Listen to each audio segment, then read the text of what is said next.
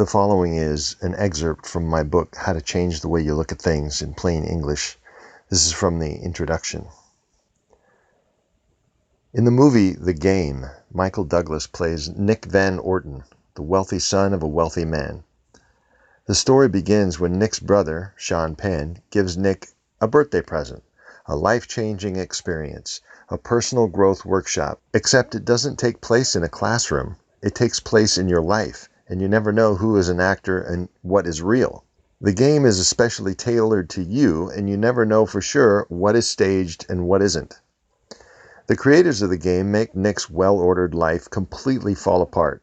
All the things he identifies with, his money, his calmness, his place in society, the order and predictability of his life, are taken away from him.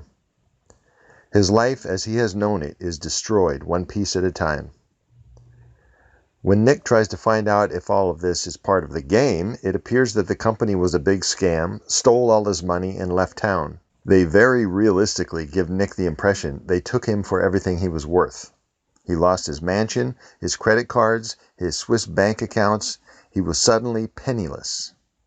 While all of this is going on, we, the people watching the movie, don't really know what the truth is, and we see Nick going through all these miserable experiences, and on the one hand, we're seeing it as anybody would, just as miserable experiences and nothing more, and at the same time, we are viewing it with the question, I wonder if this is the perfect experience to teach him to be happier.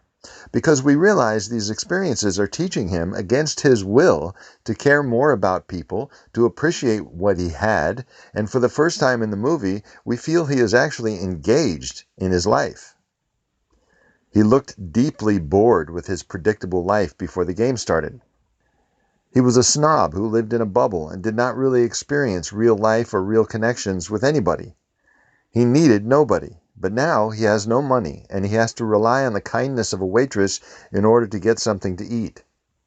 Is this a humbling experience, a beneficial, potentially life-changing experience for Nick? Or is it merely tragic misfortune? We, the viewers, don't know until the end of the movie.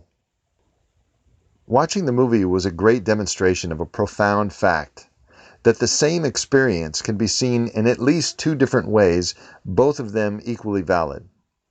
One way of looking at it only makes you miserable without any benefit.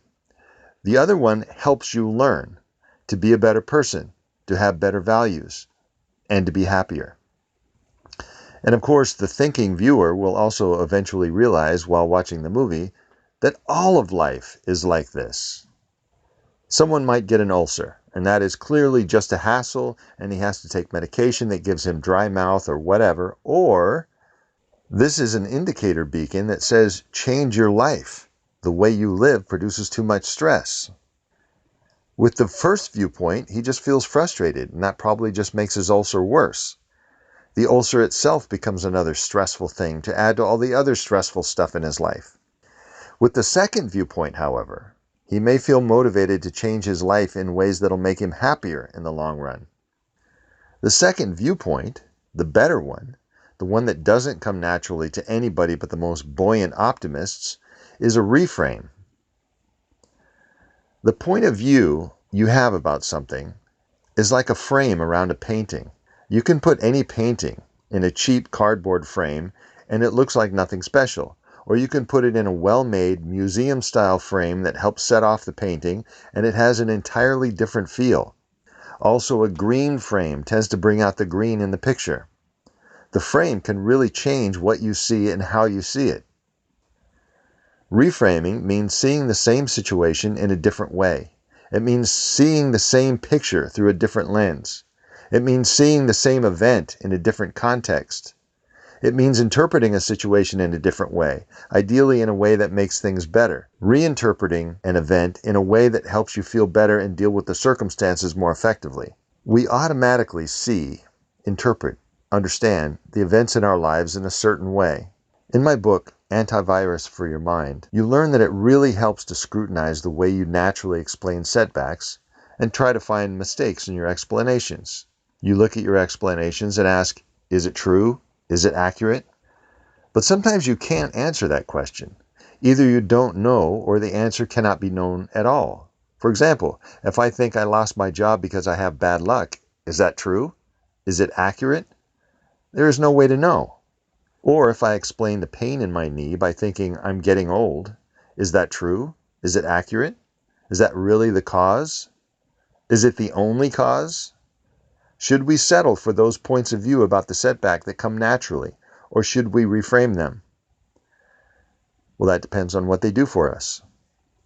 If an explanation or interpretation is making you unhappy and it doesn't help you deal with the situation well, that's a good place to use reframing.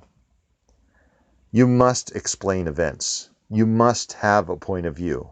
If you don't do it deliberately, your brain will do it automatically. What explanation should you use? When you don't know whether an explanation is true or false, what criteria should you use? The only intelligent criteria to use in that case is, how helpful is it? Does your explanation or point of view help you feel better and get more done? Or does it make you feel worse and hinder you from doing what you want to do?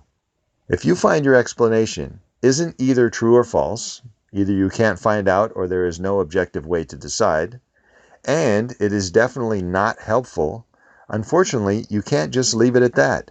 You have to come up with another explanation or interpretation. Your mind will not allow no explanation.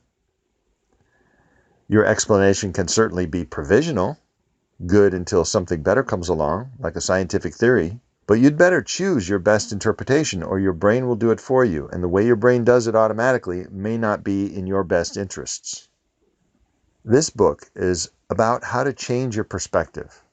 Since you would probably be most likely to want to change your perspective when things are going badly or you're not feeling great, the best way to use this book, after you've read it through once, is to keep it around, and when things are going badly or you're upset or discouraged, pull the book out and browse it. Each chapter here can be read independently, so browse the book until you land on something that seems like it would help and use it right there. After doing this many times, you will get pretty good at changing your perspective and will need to refer to the book less and less often. Our hope is that once you're good at changing your perspective, you will help others learn how to do it too. It's a gift that keeps on giving. Among many other benefits, becoming better at changing perspectives will help you and other people in your life develop that special quality known as inner strength.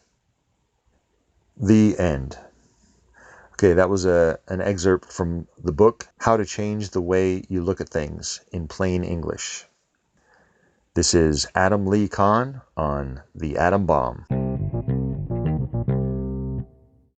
This Atom Bomb podcast episode is sponsored by Anchor, a podcast platform, the one I'm using to make this podcast. It's super easy to use and allows you to easily create your own podcast. You can record and edit your audio right onto the app. In fact, you can do everything on your phone. Anchor also makes it easy to monetize your podcast and get wide distribution. Anchor automatically makes your podcast available on Apple Podcasts, Spotify, Google Podcasts, and more. You can download the Anchor app for free or go to anchor.fm to get started.